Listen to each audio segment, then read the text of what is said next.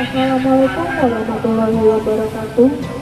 Kami dari Satuan Polisi Pamong Praja Kota Bukit Tinggi mengimbau kepada seluruh masyarakat Kota Bukit Tinggi, pengunjung Kota Bukit Tinggi, dikarenakan meningkatnya penyebaran COVID-19 saat ini, maka kami dari Satuan Polisi Pamong Praja mengajak untuk mematuhi protokol kesehatan dengan: 1.